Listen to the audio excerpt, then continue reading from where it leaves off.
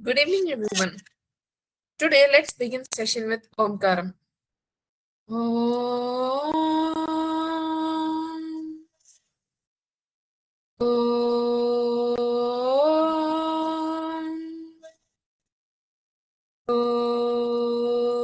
Om. Now, NMO mantram. Natvaham kamahe radyam na swargam na punarbhavam kamaye dukkha taptanam pranina murtinashanam. Warm and heartfelt welcome to all the participants of NMO EP Med-Katalyst Foundation, the 0-hour revision series. Today is day 3 of our 15 days rapid revision series, an initiative aimed at strengthening the fundamentals of first year MBBS students through focused and high-yield revision series. Today, Anatomy, Building the Foundation of Medicine. Today, Dr. Shubadra Devi, Madam, Professor of SVMC Tirupati, is going to take the session. Topics to be covered: lower limb, femoral triangle, great saphenous nerve, and knee joint. It's our privilege to have Dr. Shubadra ma'am with us today. We sincerely thank you for graciously accepting our invitation, ma'am. With great respect, now I would request Dr. Shubadra ma'am to kindly take over the session and guide us with your valuable insights. Thank you, Ma. Hope the screen is visible and I am audible. Yes, ma'am. Good evening, one and all. Today we have some topics to be discussed. The major one is the knee joint, and the other ones are femoral triangle and the great saphenous vein. I'll be focusing on knee joint, and if time permits, along with not restricting to femoral triangle, I may go a little deep into the contents of the femoral triangle with little description. Let us start with this one. And you are seeing the knee joint is also called a genual joint because it is at the bend. That's why it has got its name. And you may get a essay question on knee joint, or several short notes questions can also come from the knee joint. So you have to focus on what is the type, just like for any joint, what is the subtype if it is there, because it is having. Then there is the bones forming the joint. What are the articular surfaces? And the capsule, the synovial membrane, and the bursae in relation with it, the ligaments. Then there is the menisci, relations, arterial supply and nerve supply, movements and muscles producing, along with the applied aspects of each of them. I will try to cover. And you are seeing the knee joint, which is the largest joint in the body, and it represents a compromise between stability and mobility, and it is one of the most frequently injured joints in the body, and it can also undergo degenerative changes known as the osteoarthritic changes, and it is formed by 3 component bones are there, but having a single joint cavity. So within that, 3 bones, 3 joints are there. The 3 bones are the femur, the lower end of femur, the upper end of tibia, and the patella. And this joint is poorly constructed in terms of stability because femur is round. The lower end of femur I am talking. Then the tibia upper surface, upper end is flat. And what are the functions of this joint? It's a load-bearing joint, and it has to transmit the force. And it's required for the locomotion, and there is proprioception is also there. In the figure, you are seeing the bones in relation with it. And what type of joint it is? It is a synovial joint. And what is the subtype? It's a modified hinge joint, and because flexion and extension are the movements that are taking place with certain amount of axial rotation is there. It's a condylar placellar joint, and it is because condyles are taking part in the formation, then the patella is sitting. So that's why the cellular.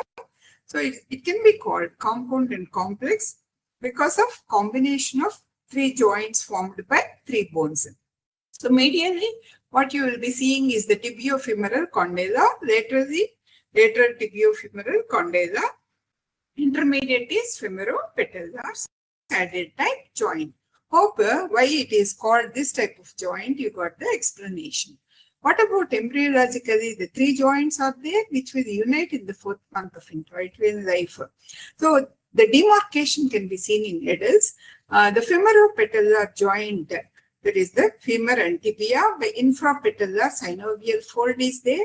The lateral and medial femorotibial joints separated from each other by cruciate ligament, and there is a semilunar cartilages are there which are dividing the joint cavity between the femur and tibia, that is between the femur, lower end of femur, and this cartilage, between the cartilage and tibia.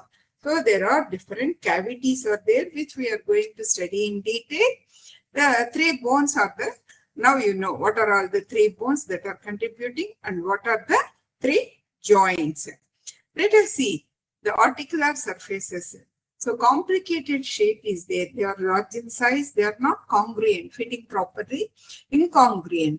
So the better congruence can be possible by the menisci. Then the proximal is the femoral, and it has got the tibial and patellar articular surface. If the distal bone is the tibia, then there is the ventral patellar articular surfaces are there. So you are seeing the bones. This is the rear end of femur where you can see the lateral and medial condyles, and then this is the patellar articular surface. Then on the anterior aspect, then this is the posterior aspect. You can see the rounded condyles of the femur. Then the intercondylar area you are seeing. So this is the articular surface which will be coming in contact with the upper surface of the tibia, and this is intercondylar area where you will find the attachments of the cruciate ligaments. Then this is the groove for the patella you are seeing. Then this is the, so what you will be seeing in this, so the articular surface is divided by shallow groove and tibial surface condyles. Lateral condyle, if you see, is greater than that of the medial condyle. So this is the vertical groove for the patella. Then if you see the upper end of tibia, this is the one medial condyle, lateral condyle, tuberosity of the tibia, and this is the upper surface. You will find the attachment for the cartilages, the menisci you are seeing, lateral and medial meniscus. This is the intercondylar area. Then if you see so the distal end is divided by shallow groove. So articular part is this one. Lateral one is circular, whereas the medial one is oval in shape. So there is a central concave part is there. So the non-articular intercondylar area we call it. Then if you see the patella, this is the patella. You can see the anterior view. This is also anterior view. So where you can see the attachments of the vastae and the ligamentum patella. From the apex of it you are seeing, this is the base, and then the extensions from this vastae, you will see the retinacula on either and the both the medial and lateral speeds. Then if you see, this is the posterior aspect of the patella. It will be divided into a larger lateral part and a smaller medial part, which again divided into the three components you will be seeing. And depending on the position of the condyles of the femur, whether in ordinary flexion or semi-flexion or during the ordinary extension, the femoral condyles will be moving on this surface. Then there is the medialmost small area is there for the contact during flexion. Then, so this is the posterior surface. Okay, so which I have given. So medial most narrow strip you are seeing. So this is about it. Then coming to the ligaments, there is the capsular ligament. All of you we describe for any joint binding the articulating bones. Then there are the extracapsular ligaments and intracapsular ligaments. In the knee, sometimes you may get a question on intracapsular ligament. You should be able to differentiate what is extracapsular and what is intracapsular. Then what about the attachment of the capsule if you take? So now you are familiar with the lower end of femur, anterior surface. You can see the dotted line in green. So that is the attachment of the capsule, and this is deficient anteriorly above, that is through this gap there is the suprapatellar bursa is there that communicates with the joint cavity, and it is in relation with this part from above downwards. You will see quadriceps tendon, the patella, then you will be seeing the ligamentum patella. In the lower figure you can see. So if you open the joint cavity, you can see the patellar bursa you are seeing, then the condyles, then there is the patella you are seeing. So what about a posterior attachment? This is the posterior surface of lower end of femur. So above posteriorly, you can see the dotted line you are seeing. Articular margin of the femoral condyles, it is attached. Posterior margin of the intercondylar fossa. This is the intercondylar fossa. You can see the attachments of the anterior and posterior cruciate ligaments. Then if you see the lateral view, from laterally you will be seeing the above the lateral surface of condylar femur, it is above the groove of the popliteus muscle. So the tendon of popliteus, not the muscle. So the tendon of popliteus is intracapsular within the capsules because the capsular attachment is above it. Okay, that is the attachments of the capsular ligament. And if you see below anteriorly also, again there is a deficit is there for the attachment of the ligamentum patella to the tibial tuberosity. So you have understood the attachment of the capsular ligament of knee joint. And if you go posteriorly, so posterior margins of condyles, it is attached, and including the intercondylar area. You can see here it's attached. But there is a gap behind the lateral condyle. This is the lateral condyle. What for this gap? This is for the process of the tendon of the popliteus muscle. So this point can be asked as an MCQ. So what about the sides if you see? So below the lateral condyle, it is attached to the fibula, head of the fibula, and this is the lateral meniscus or lateral semilunar cartilage. So medially, medial surface of condyles of femur, it is attached, and both the bones. Then the tibial blends with the tibial collateral ligament and medial semilunar cartilage. That is the important point you should remember. And there are deficiencies. I told you already about the patella, suprapatellar bursa, behind the lateral condyle of tibia because of the tendon of popliteus is coming out. Then what is the strength for this capsular ligament? Posteriorly, there is what is known as oblique popliteal ligament, which will also contribute for the floor of the popliteal fossa. You know. So medially is the tibial collateral, and anteromedially is the medial patellar retinaculum, and anterolaterally is the lateral patellar retinaculum and the iliotibial tract. Then what about the synovial membrane, which will be on the inner surface of the capsular ligament, and it will not line the periphery of articular cartilage and medial and lateral menisci. It will not line. There is another point you have to remember. And what are the extensions of synovial membrane from the upper border? So there is a gap. Suprapatellar bursa, you can see it extending, and this apex of bursa is kept in position by the attachment to the articularis genu muscle. So deep to the quadriceps muscle, you will be seeing this muscle. From the sides of patella, deep to vasta, it will go below the patella, separated from the ligamentum patella by the infrapatellar pad of fat.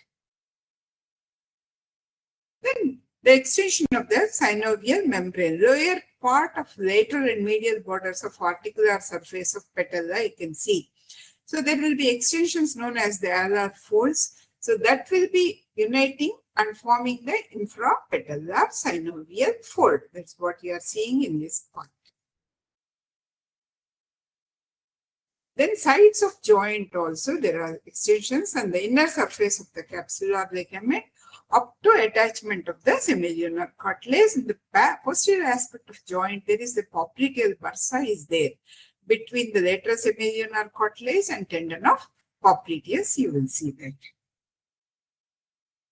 So, after the capsular ligament and the synovial membrane, now let us see the ligaments of the knee joint, they can be divided into extracapsular ligament and intracapsular ligaments. So 5 each. You should remember these names and write down when they ask, even if for a show 2 marks question or 3 marks question or an MCQ, if they ask you, you should be able to differentiate which are extracapsular and which are intracapsular, of which the medial and lateral collateral ligaments. I will give more specific description. Similarly, for the intracapsular cruciate ligaments and menisci, I will focus more on that because they can be given as a short notes question. So other, that is the ligamentum patella, oblique popliteal ligament, arcuate popliteal ligament, then the transverse ligament of knee, menisco, femoral ligaments, and coronary ligaments I will describe in brief. So coming to the ligamentum patella, now it is easy for you to understand because I have already shown the picture. It's a strong, fibrous and thick. So it's part of quadriceps femoris. Then there is it is about 8 centimeters long. It is separated from synovial membrane by infrapatellar pad of fat, and it's also separated from the tibia by a bursa.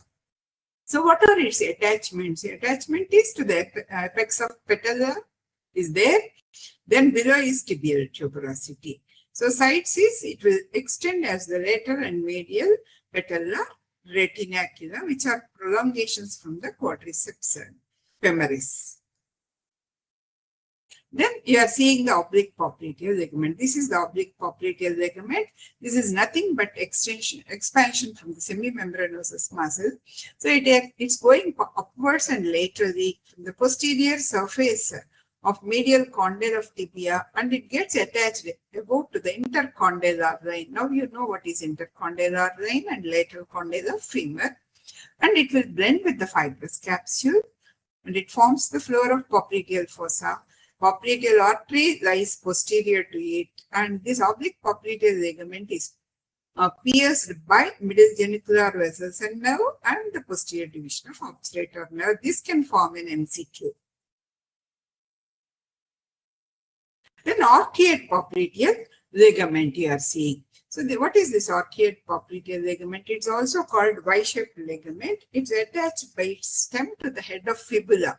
We are seeing it, the fibula here, and anterior limb. This is the anterior limb. So goes to the lateral epicondyle of the femur, and it is passing deep to the fibular collateral ligament. Sometimes it can be deficient. And if you see the posterior limb, so it is going to the posterior border of the intercondylar area, but arching over the tendon of the popliteus. It is passing over the tendon of popliteus. Here, see. Then if you see the transverse ligament, it has to run transversely and it should connect the cartilages, lateral and medial semilunar cartilages. It is connecting. This is what you are seeing. Deep to that you are seeing the anterior and posterior cruciate ligaments here. You are seeing them. So you can see the patellar ligament also. Then there is another one, coronary ligament. For understanding, I have put the line diagrams only. Okay, so showing the bones. So what are these coronary ligament? They are parts of fibrous capsule. So they provide attachment to peripheral margins of the menisci. They will be providing attachment. So they will attach these menisci to the condyles of tibia. So lateral coronary ligament, it's seen only on the anterior aspect, but it is very weak and lax one. Whereas the medial coronary ligament, so it extends from to the margin of the medial meniscus and anchors it firmly to the condyle. Then this anchorage of medial meniscus can result in more injuries to the meniscus. That's why I have put a stress on these coronary ligaments, especially medial coronary ligament. Then coming to the important questions here, you may get it as a short notes question, tibial and fibular collateral ligaments. So then the two bands you are seeing medially and laterally. So on the medial and lateral aspects, you will be seeing them. Integrity of these ligaments is important in preventing excessive lateral or medial movement of the joint. So what are if you take the tibial collateral ligament. Okay, this is our medial collateral ligament, strong band. It's broad when compared to the lateral one. Embryologically, what is it? Phylogenetically, what is it? So degenerated part of ischial fibers of adductor magnus. So it will resist the forces that would push the knee medially. That is valgus deformity. And then flat band, it is about 10 centimeters in length, and above stem it is attached to the femur, that is the medial epicondyle, and adductor tubercle it will be attached. Below it is attached to the tibia. So if you see this attachment, in this picture you can see the attachment of the medial ligament. There is a superficial part and a deep part. The superficial part will be attaching to the medial margin of the medial surface of shaft, and this one is crossed by the 3 tendons. Past answer in assume. There is also a short notes question. So joined tendons of sartorius, gracilis, and semitendinosus. And this is the deep part, or posterior part, which is roughly triangular, and medial condyle of tibia above to the groove for the semimembranosus, above the groove for the semimembranosus, and this will blend with the capsular ligament and medial semilunar cartilage. This is the medial semilunar cartilage. So interval between the superficial and deep parts, this is the place where you are seeing the inferior medial genicular vessels and nerve, and part of semimembranosus also you can see here. So that is about the attachment, superficial and deep, and the interval between the two. What are the relations? I have already told you the 3 tendons you are seeing. Deep, you are seeing these relations. Still deeper aspect is the medial meniscus, which is attached. The fibular collateral ligament. Here you can see the fibular collateral ligament. It is a cord-like. That's band-like. This is cord-like. Degenerated tendon of peroneus longus muscle. Above it is attached to the femur lateral epicondyle, above the groove for the popliteus muscle. You can see the tendon of popliteus deep to it. Below it is attached to the styloid process at the head. Then, what about the description of this one? Fibular collateral ligament, superficial relations. You can see the biceps femoris relation, and it is separated from the lateral semilunar cartilage by tendon of popliteus and inferior lateral, you are seeing inferior lateral genicular nerve vessels.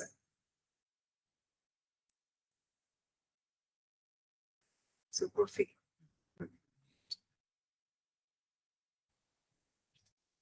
Then, so fibular collateral ligament is not fused with capsular ligament or lateral meniscus.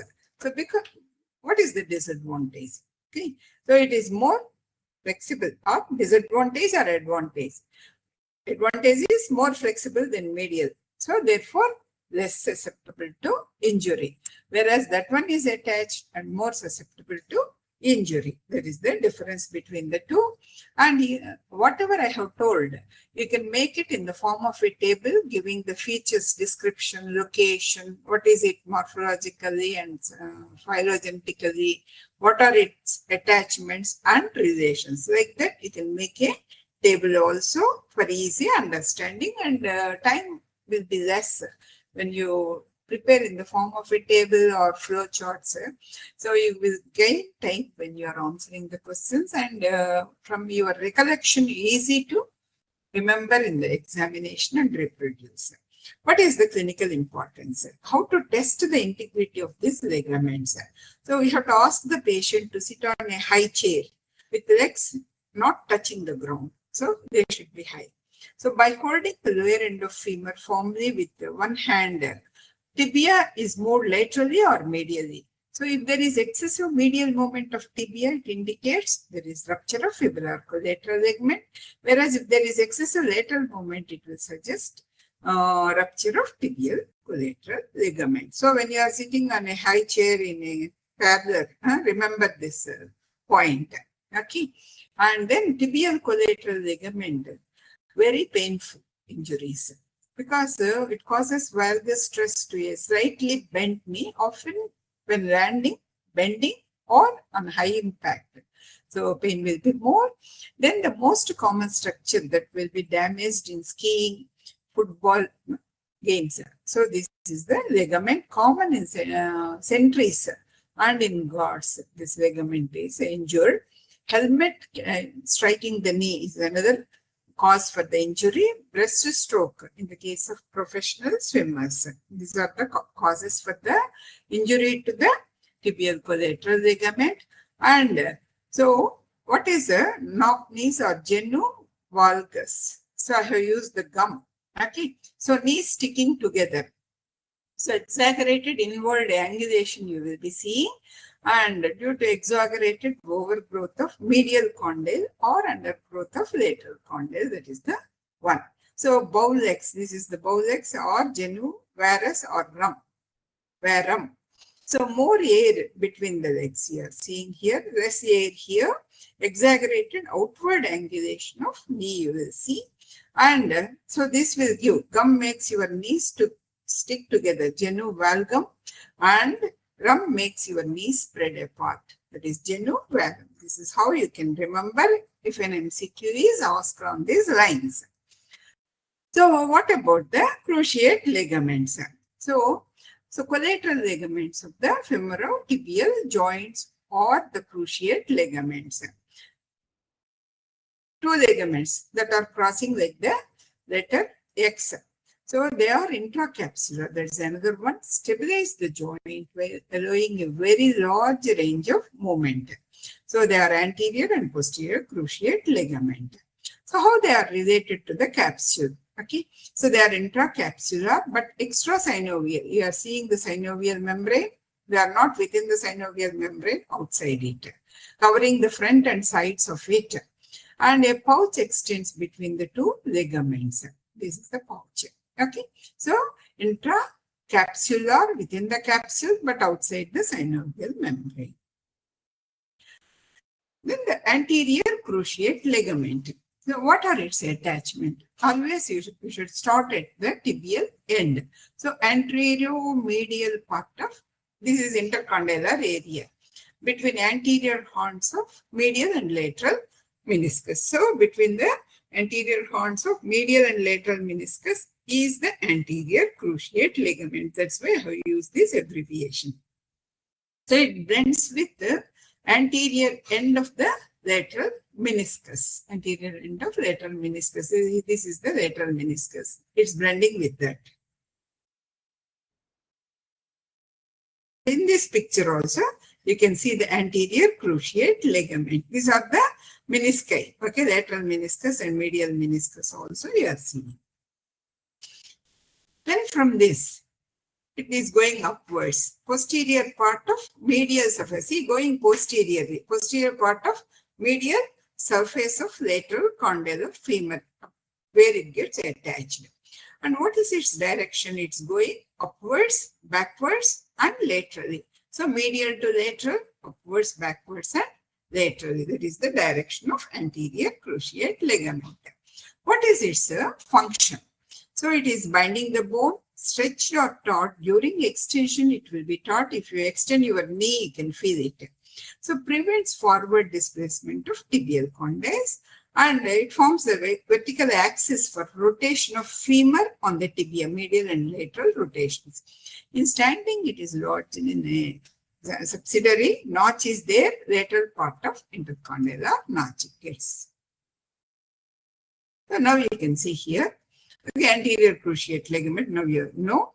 And what about posterior cruciate ligament? At the tibial end, where it's attached, posterolateral part of posterior and lateral part of intercondylar area behind the medial meniscus, it is attached. And it blends with posterior part of lateral meniscus. There is the posterior cruciate ligament. What about its femoral attachment? And if you see the attachment, femoral end, anterior part of the lateral surface of medial condyle of femur. Okay. So anterior part of lateral surface of medial condyle. So what is the direction of these fibers? This is the opposite to that. Upwards, medially, and forwards. So lateral to medial it is going, but in the upward, medially, and forwards. So less oblique than in the when compared to anterior cruciate ligament. Sometimes you may be asked to compare between the two ligaments. Then you have to form a table here also so that you can remember the points. What is its functions in binding? And it will be taught during flexion. So what is its role? Prevents backward displacement of tibial condyles. That is its role. So cruciate ligaments binding tibia with femur, anterior ligament tends in extension of knee, prevents forward gliding of tibia from femur, posterior ligament tends in flexion of knee, prevents backward gliding of tibia from the femur. Both are relaxed in lateral rotation of leg, and when you rotate your leg medially, they will be taut. What is the nerve supply of cruciate ligaments? Is middle genicular nerve and posterior division of obturator nerve. So what about the blood supply? A branch from the popliteal artery. So the middle genicular artery, you know, there is a pair of medial genicular, there is a pair of lateral genicular and single middle genicular. This is the one. Here also, now you can prepare the points like this so that it will be easy for you to remember these points and reproduce in the examination. What is the clinical importance of this cruciate ligament? How to test this ligament? So the patient should be asked to lie down in supine position. So both the hip and knee joints are flexed position. They should be. So you have to hold the ankle joint firmly and pull the tibia forwards and backwards. So if there is injury to anterior cruciate ligament, excessive forward movement will be there, anterior drawer sign it is. And if there is excessive backward movement, that indicates posterior cruciate injury, that is a posterior drawer sign. So what are the factors responsible for the stability of the knee joint? Is bony factors, relative contribution from the bony factors, and ligaments, cruciate ligaments, anteroposterior stability, the collateral ligaments, that is the medial and lateral ligaments. Okay. Then there is the oblique popliteal ligament. What are the muscles? The vasti, the gluteus maximus, tensor fasciolata via iliotibial tract. Then another important question is menisci of knee joint. If they ask, what is a meniscus? Meniscus is singular, menisci is plural. Okay, piece of cartilage. So where two bones are meeting, there you will be seeing. And they are placed in the joint space to protect the cushioning the joint surfaces and bone ends. So you can see the medial meniscus and then the lateral meniscus you are seeing in a fresh specimen.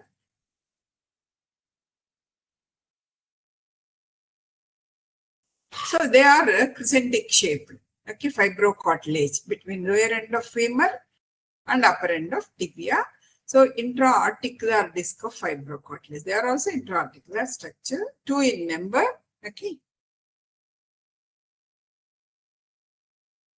Each meniscus presents two horns are there, anterior horn and posterior horn.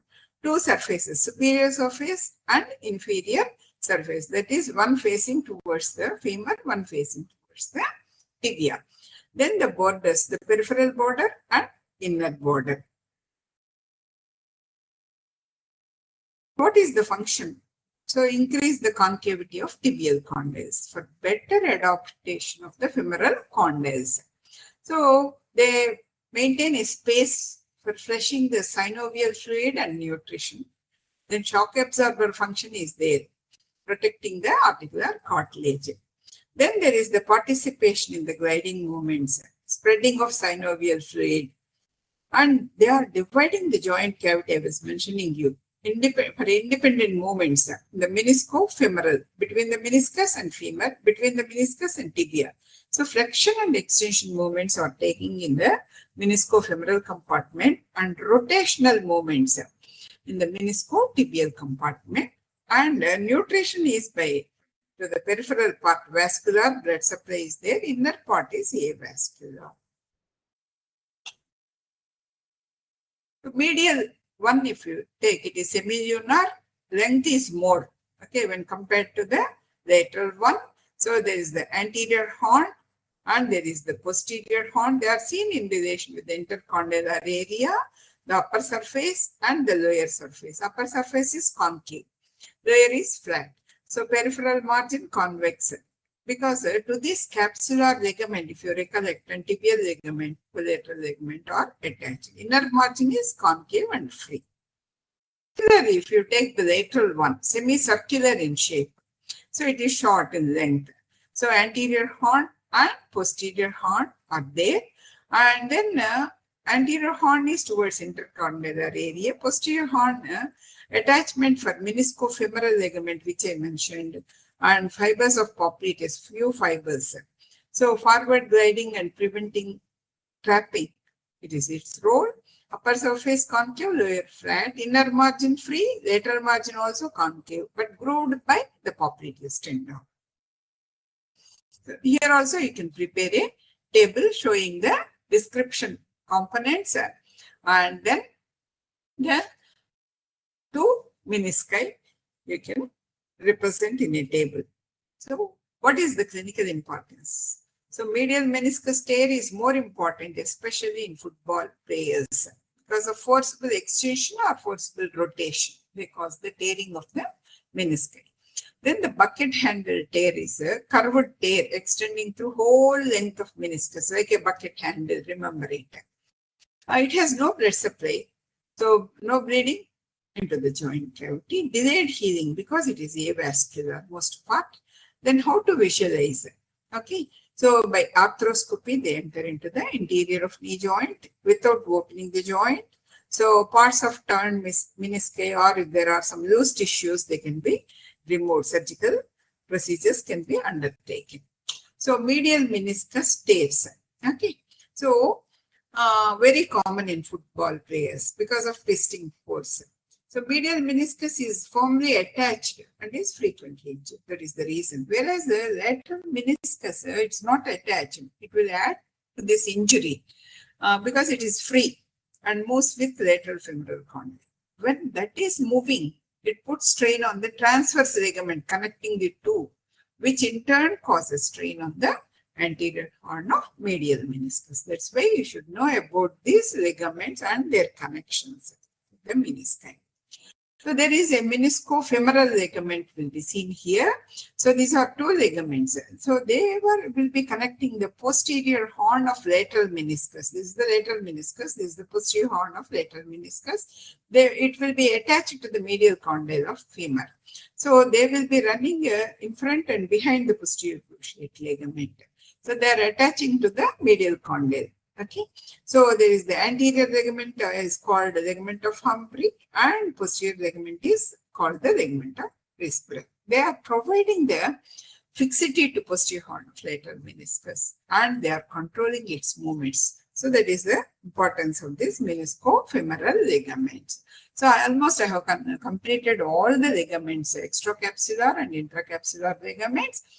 Now, intercondylar area of tibia, name the structures in the intercondylar area in order if you are asked, either in the theory exam or in the practicals also it can be asked, or in the viva it can be asked. So between two articular surfaces on the upper surface of tibia, you will find it is narrow in the middle and wider in front and behind. So anterior area attachments. So from before backwards, mnemonic is there, Medical College, Lucknow. Take the first letter. Okay. So anterior horn of medial meniscus. Okay. Then the anterior, C is there, anterior cruciate ligament, all anterior. Then L is there, anterior horn of lateral meniscus. That's how you can remember it. Then if you see the posterior area attachment from before backwards, so reverse that Medical College Lucknow. It can be also called Lucknow Medical College. Then it will be the posterior horn of lateral meniscus, then followed by the posterior horn of medial meniscus, not the posterior cruciate ligament. That is the posterior cruciate ligament. This is the order of arrangement in the intercondylar area. Then what are the relations of the joint? For this also plan a picture. So you can describe in the form of a table. I have put both side by side for so that you will get this idea and do for the others. So what are the relations? Anterior relations. Anteriorly, you know what is it? Quadriceps tendon, ligamentum patellae, and medial and lateral patellar, retinacular will be there. And posteromedially, what will you find? So the semimembranosus, sartorius, gracilis, semitendinosus, semimembranosus, medial head of gastrocnemius, all these will be related posteromedially. Then there is the posterolaterally. So what will be the boundaries for the popliteal fossa? That also you should recollect. So the tendon of popliteus, common peroneal nerve is there. Lateral head of gastrocnemius, plantaris will be there. Then posteriorly, what is that you are seeing here? Popliteal fossa and contents are there. The popliteal vessels will be there. Tibial nerve will be there. Oblique popliteal ligament is another one which you will see. So if you put both these and practice, you can represent this in the examination nicely, and it will be catchy for the examiner to give you full marks. So what is the arterial supply? Anterior tibial artery, then the middle genicular arteries. Okay, so this if you can mention, because this is important, because it will not take part in anastomosis and PSS, the oblique popliteal ligament, middle genicular. Then the nerves also, about 10 nerves are there, either from the femoral nerve or the tibial nerve and the common peroneal nerve, then the obturator nerve branches. So these are the nerve supply of the knee joint. And arteries, you know about the anastomosis around the knee joint. Okay, so genicular branches, what are the genicular branches? You know. Then there is the femoral artery branches, descending genicular. Then the lateral circumflex descending branch. Then the posterior tibial branch. Then the anterior tibial branch. The middle genicular branch does not take part in anastomosis. That is another point you have to remember. What are the movements is flexion and extension along the transverse axis, but this axis is not fixed because of difference in the convexities of the femoral condyles.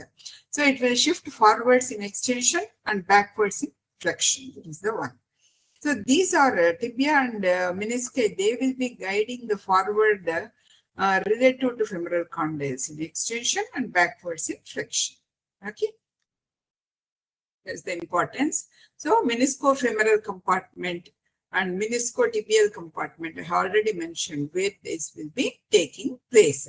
So flexion is accompanied by lateral rotation of femur or medial rotation of tibia. Whether tibia or femur is fixed, which one is fixed depending on that. Flexion is accompanied by medial rotation of femur or lateral rotation of tibia.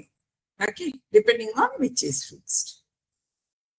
So what are the movements basically? So flexion, what muscles? Hamstrings assisted by sartorius, gracilis, popliteus. Extension is quadriceps, all four components assisted by tensor fasciolata through iliotibial tract. Medial rotation, flexed leg, popliteus, semitendinosus, semimembranosus, sartorius and gracilis will assist. Similarly, lateral rotation in a flexed leg. So biceps assisted by gluteus maximus and tensor fasciae. Then another question that can be asked is the locking and unlocking movements of the knee joint. So flexed to extended position and further extensions, how the cruciate ligaments, anterior cruciate ligament will be facilitating these movements, but not it is lateral femoral this one or the medial femoral cartilages, how they will be facilitating. I don't want to go into the details of it. It will take more time. So locking, medial rotation of femur and tibia tightens. So oblique popliteal ligament, medial and lateral ligaments of knee, all four ligaments prevent further rotation of it. All ligaments are spiralized, so giving the rigid knee. So complete congruence and compression of articular surface. So when the foot is on the ground, how the biceps femoris acting from above will help. And then when the foot is on the ground, how it will be acting from below. So what will be the axis? That also you have to focus Unlocking is tibia medially rotated, femur will be lateral rotated. So how the anterior cruciate ligament will tense and rotation of femur or tibia occurs along the axis of this ligament. So, and what are the locking muscles? Ultimately is the biceps femoris, unlocking muscle is popliteus. The clinical application of it is osteoarthritis and patellar tap. They do in diagnosis for the effusion of knee and knee joint effusion, aspiration also along the sides of the ligamentum patella. Then the maintenance of strength of quadriceps after joint surgery by physiotherapy. And why we have to examine hip in a pain knee is because of the same nerve supply. That point also you have to keep in mind. So fracture of patella, so direct violence, what is the cause for it? So while walking, slipped leg will not suffer opposite leg. Okay. They try to save the sufferers from injury. Because of the slipping of one leg, other knee gets semi-flexed. So contraction of quadriceps, which will prevent the fall. So then it results in transverse fracture of patella. So commonest injury in sports is the medial collateral ligament and medial meniscus. Then another point is you have to mention about the bursae around the knee, and they are classified into anterior 4, medial 3, lateral 3, and posterior 3. And in each group, these three, there is a communicating and others are non-communicating bursa are there. And you have to practice a figure in relation with that. And in a table, you can represent what is the communicating in each suprapatellar bursa and what is housemaid's knee, subcutaneous prepatellar, subcutaneous infrapatellar bursa, clergyman's knee, deep infrapatellar bursa, you have to mention. And in the case of lateral, this is the lateral gastrocnemius and biceps is non-communicating. Popliteal bursa is communicating with the joint. Communicating means the medial group is between tendon of semimembranosus and medial condyle is communicating. So there is other two, subsartorial or pessancerian bursa is there. It's a non-communicating bursa. In the case of posterior group, Brodie's bursa is there or medial gastrocnemius bursa. So both are that way, that is, and between lateral head of gastrocnemius and capsule also there, that is a communicating bursa. So any of these can be asked as a short notes question. You can plan a small picture diagram and then represent about this bursae. So I will not go through this part. This you can read on your own. And then clinical importance is bursitis, housemaid's knee, subcutaneous bursa, then clergyman's knee, infrapatellar bursa, then Becker's cyst in relation with the semimembranosus. Extension will be into the popliteal fossa. That is the importance. You are seeing the picture of that Becker's cyst. Hope this is clear. So any short notes questions in relation with the knee joint, you should be in a position to answer. Now let us see in brief about the great saphenous vein. So all of you know it is the longest vein. So medial marginal vein plus medial end of dorsal venous arch will contribute for it.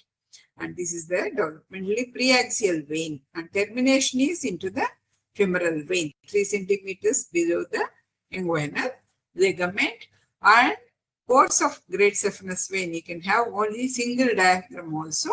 So formation from the dorsal venous arch, dorsal metatarsal veins and medial and lateral marginal veins are there. So medial marginal vein will join it. So medial marginal vein plus medial end of dorsal venous arch is the great saphenous vein. So at the ankle, what will happen to it? In front of medial malleus, and in the leg, medial surface of tibia. It will be related. In the thigh, medial side of thigh, it will go and to the saphenous opening, piercing the cribriform fascia, then joins the femoral vein. That is the course of it. And what will be its relations? At the ankle will be the medial malleolus plus tibialis anterior is there. And the medial side of knee, saphenous branch of descending genicular artery will accompany this one. At the back of knee, it is related to saphenous nerve is posterior to this vein. That is the important relations you have to remember. In the thigh, some branches of the medial femoral cutaneous nerve will join it. For easy understanding, I am keeping the same picture. The sole of foot. What are the tributaries? Medial marginal vein is there. In the leg, there will be communicating veins are there, and also cutaneous veins. They will be joining it. Tributaries for this one. Then in the thigh, it is the anterolateral and posteromedial veins are there.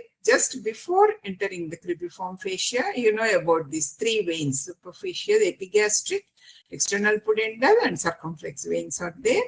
After it pierces cribriform fascia is the deep external pudendal vein. These are the tributaries. In a vein, you have to answer like this.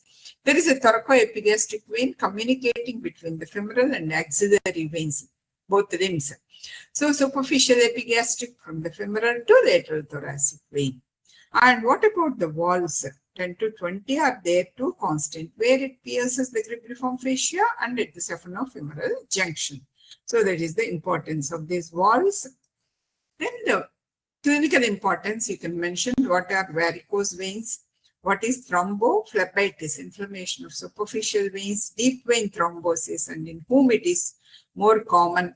Then the great saphenous vein graft for coronary bypass, which is used by reversing it. Then the relation with saphenous nerve, when you are making venesection, you should be careful about not injuring this saphenous nerve. And why it is called the calf muscle pump or peripheral heart function. Calf muscle pump itself is a separate question. And with this, I have completed this part. Hope it is clear. Any doubts? No, ma'am. No. Shall I go with the femoral triangle? Okay, ma'am. Yes. It's going to be an elaborate one. If I exceed another 10 minutes, is it okay? Okay, ma'am. Okay. Because the small components are also there in this one. Femoral triangle itself is easy. Scarpa's triangle. Okay. So in the upper 2/3 of thigh. Okay. And the base is towards the inguinal ligament. What is the apex and what are the boundaries for it? That is another one which we will be focusing. 1 minute.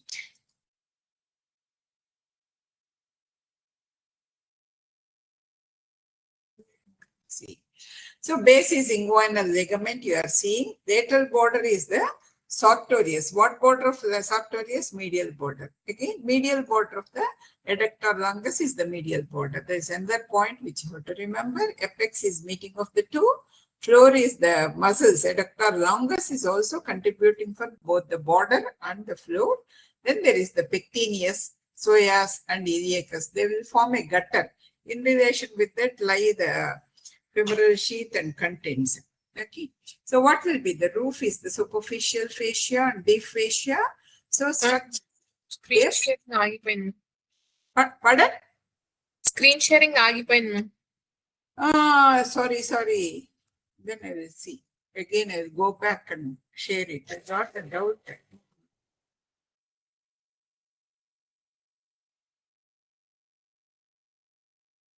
Okay.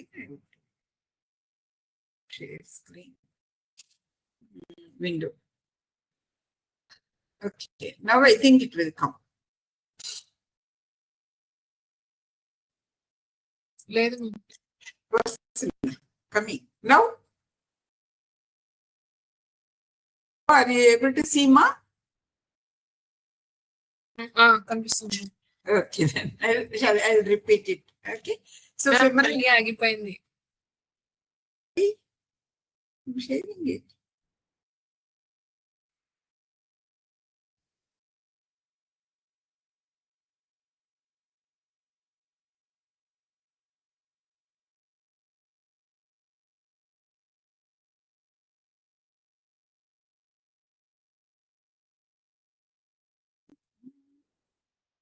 Share screen.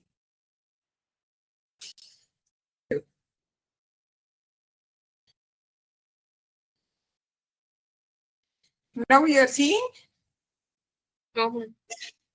Huh? లేదు ma'am. వచ్చింది ma'am ఇప్పుడు.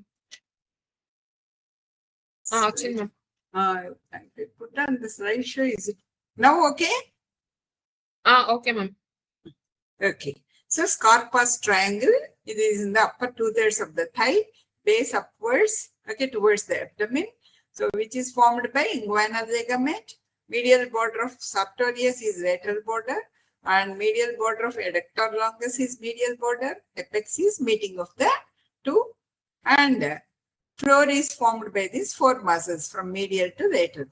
Adductor longus, pectineus, psoas, and iliacus you will be seeing. Let me get this. Then if you see the roof, superficial and deep fascia are there. So what will be superficial to the fascia? Saphenous opening you will see. Cribriform fascia, termination of great saphenous vein. Superficial, inguinal, lymph nodes you will be seeing. So you can draw a simple diagram which we can draw on a paper and then practice it. What will be the contents of it? Lateral femoral cutaneous nerve you are seeing. Femoral nerve branches you will see. Femoral sheath and contents. You know what are the femoral sheath and contents. I will come to that part. So branches of femoral artery, what you will be seeing in this one. Then femoral branch of genitofemoral nerve, small one you are seeing. Then the deep inguinal lymph nodes. Okay, if you practice one diagram like this, you can write it. And deep contents, another diagram for understanding you are seeing. So you can see the one, this is the sartorius muscle, you can see the adductor longus, then the femoral vein, femoral artery, profunda femoris artery and its branches, medial circumflex and lateral circumflex is this one. And this will be the place for the femoral canal. Okay. So the same thing you are seeing the muscles and the dissection part. And how you can identify them. Femoral nerve is not a content of femoral sheath. That's another point you have to remember. So I just want to draw small short notes questions. That is the fascia lata is the deep fascia of the thigh. And what is its extent and speciality? We will see. So it's forming a thick stocking. Okay. So through in the thigh and gluteal region, and you can see the funnel shaped with mouth above it. Okay. Then what about its lateral part? Lateral part, thick part, iliotibial tract, which is again a short notes question. This is the medial part covering the adductor muscles. And around this knee, it is getting thickened. So showing expansions from the biceps, sartorius, and quadriceps, the muscles around it. Okay. So what is the attachment of the fascia lata to the outer lip of iliac crest, inguinal ligament you can see. Then the pubic tubercle, pubic crest, symphysis you can go. Posteriorly, it gets attached to the sacrotuberous ligament you are seeing. Then the sacrum and the coccyx, ischial tuberosity, it gets attached. That is the attachment of fascia lata. And anteriorly, Holden's line. Okay, attachment of this membranous layer of superficial fascia of lower anterior abdominal wall to the inguinal ligament. A finger breadth below the inguinal ligament, it will come. So that is the Holden's line. Its importance you should know in extravasation of urine. Okay, anteriorly below all prominences of knee, it gets attached. That is the attachment of fascia lata. Then if you see posteriorly, it is forming the roof for the popliteal fossa. Then below the knee, it becomes the deep fascia of leg. Below its attachment to iliac crest, it is splitting to enclose the tensor fascia lata anteriorly and gluteus maximus muscle. And deep to the gluteus, it will be forming the gluteal aponeurosis, which gives attachment to the medius and minimus muscles. Then there is the saphenous opening. There are specialized components of fascia lata is saphenous opening or fossa ovalis, oval gap in the fascia lata, 3 to 4 centimeters below and lateral to pubic tubercle. Then the cribriform fascia, okay, covering the saphenous opening. Iliotibial tract we have seen. Gluteal aponeurosis we know. Intermuscular septa will be there, dividing the muscles in relation with the thigh into the various compartments. Okay, so muscle compartments. That is its function. Maintaining standing position via iliotibial tract support and biomechanical function is there, and it facilitates the venous and lymphatic return is there. Okay, then one question, why during palpation of abdomen a patient is asked to flex his thigh at hip joint and then describe the structure like that also it may get a question. Abdominal muscles are taut when thighs are extended at hip. So because of attachment of facial lata to inguinal ligament. So before palpating the abdomen, we have to ask the person to flex the thigh at the hip joint so that abdominal muscles will be relaxed. Okay. So facial lata clinical importance is iliotibial tract in the orthopedic and reconstructive surgeries. So for grafting, repairing the hernias, facial reconstruction also, dural defects, there also you can use this fascia. Then saphenous opening is a short notes question. We should be able to define location, shape, dimensions, borders, margins, and importance. This is the saphenous opening. Okay. Deep fascia of thigh or fascia lata, we are seeing it. And below the inguinal ligament, 3 to 4 centimeters below and lateral to pubic tubercle, we are seeing anterior to femoral artery and vein. See that opening. Then what will be the shape is vertically oval, and what are its dimensions? Transverse and vertical dimensions you should be able to mention. You can see the great saphenous vein and passing through that opening.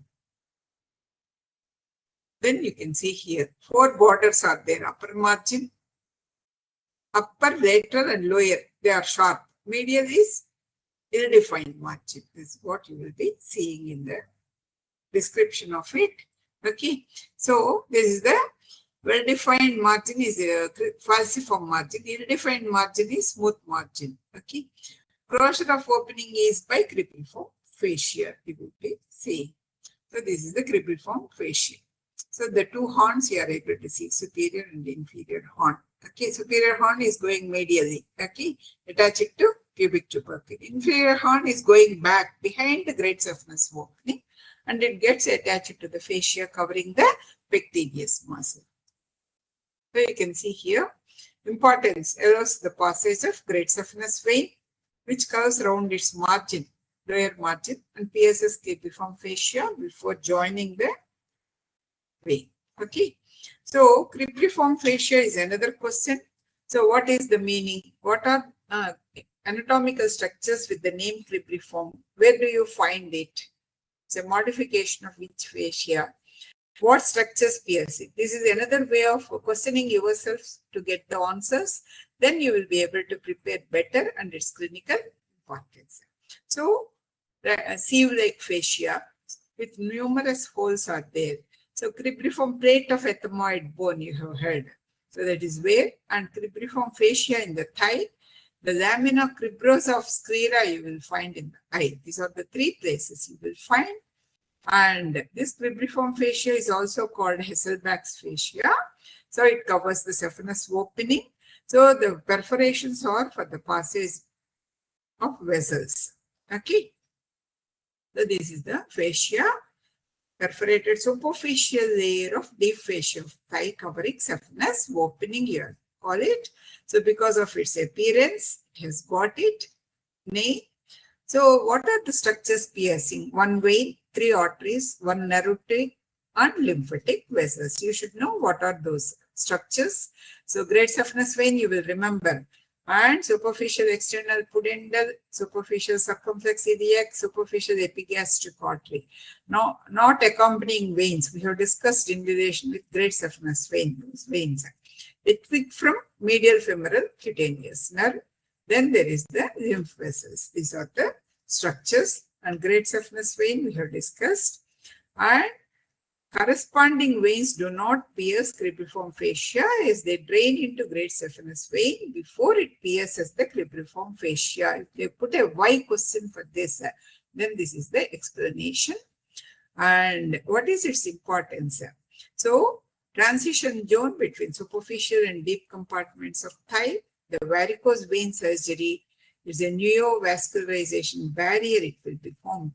So prevents the formation of new vessels in postoperative cases. Okay. So anatomical barrier.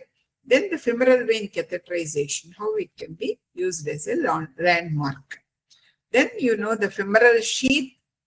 So how to define femoral sheath, funnel shaped fascial space you call it, and where it is located in the femoral triangle, and how it will come into the femoral triangle, starting from the abdominal cavity with the two layers, anterior wall and posterior wall, passing behind the inguinal ligament, and when they are coming down, how they are bringing the femoral vessels. Okay, so that is the one. So medial to femoral nerve encloses a space. Okay, the medial most part is femoral canal, you call it, and funnel shape, wide mouth above, then up to inguinal ligament boundary, then below is narrow. Okay, tunica adventitia of femoral vessels, with that it will blend. Then the measurement is 3 to 4 centimeters length and 2 centimeters width of it. And how it is formed, all of you know, fascia transversalis anteriorly and fascia iliaca posteriorly. You are seeing below how they will be blending with the femoral vessels. Then the lateral and medial walls. Okay, so fusion with the fascia. Lateral wall will be longer and vertical, and it is pierced by femoral branch of genitofemoral nerve. You are seeing it. Then the medial wall slopes downwards and laterally. It's pierced by lymph vessels. So compartments also you are seeing. So see the femoral sheath in the dissection. Okay. So femoral canal, you can see femoral vein, you can see femoral artery, you are seeing and its division. So this is a diagram which you are all familiar and you will be able to draw it. And the compartments also, what are the anteroposterior septa? So what is the lateral compartment, the medial intermediate compartment, and the medial compartment you are seeing. So what is the contents you can mention for each of these one? This is the simplest diagram which you can draw. And another thing is put these directions which will that will help you in drawing properly. Okay. So what will be the relations of it? What about the anterior relations? Posteriorly, we have seen the muscles. So narrow to pectineus is the important one. So as major and pectineus is there, and the capsule of the hip joint. Laterally, what is the relation? Medially, what muscle? This one also. Then the another one is the femoral canal. Okay. So smallest, most in medial part. Okay. So anatomical passage for abdominal contents into the upper thigh, and the length of it is only 1.25 centimeters. So it has got a wide mouth facing the abdominal cavity. So its width gets reduced when it is coming downwards. So this is the one. So like the femoral sheath, except the lateral wall is formed by septum, the canal for the vein, femoral vein. Anteriorly, inguinal ligament. Medially, pubic bone and lacunar ligament. The pectineal ligament posteriorly. Pectineus, fascia covering pectineus. These are the posterior one. Then what will be the contents of it? Areolar tissue, gland of Clockwork, lymph vessels, and it's an empty dead space. So because of dead space, it will allow expansion of femoral vein. And you have to recollect where else you will find such dead spaces. What about pulmonary ligament? That's one hint I am giving you. So increased venous return, it is of help, this dead space. So then the ligaments, and it is closed by femoral septum. So anteriorly, lacunar ligament, by the inguinal ligament, Cowper's ligament, posteriorly, Cowper's ligament, medially, Gimbernaut's ligament. Okay. Abnormal obturator artery and its clinical importance. Lateral femoral vein and closure is by septum. Okay. So this is the septum. Okay. So where lies the deep inguinal lymph node? Internally, it's covered by peritoneum. Okay. Towards the abdominal side. Importance is femoral hernia. You can see the protrusion of contents.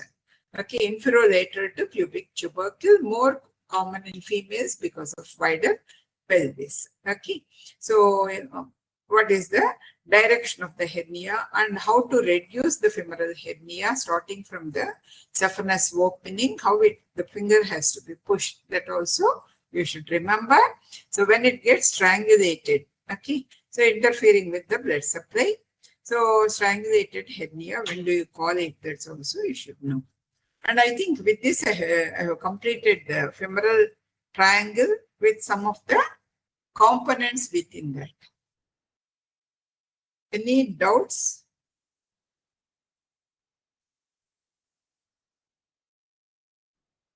No, ma'am. Am I audible? Yes. Yes, ma'am.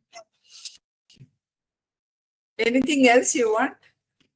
It will be too much for you to completing so many topics in a very short period and going rapidly. Huh? Zero time. Now that you are approaching the examination, it's a good time for you to revise. That I can tell. It's a good time for revising. Any doubts? No, ma'am. Okay, ma. Then. Okay, ma'am. Thank you, ma'am. We extend our heartfelt gratitude to Dr. Shubadra, ma'am, for an insightful session and enriching session. Thank you, ma'am, for your valuable time, guidance, and unwavering support. We also thank all the participants for your enthusiastic presence and active participation. Let's conclude today's session with Shanti Mantram.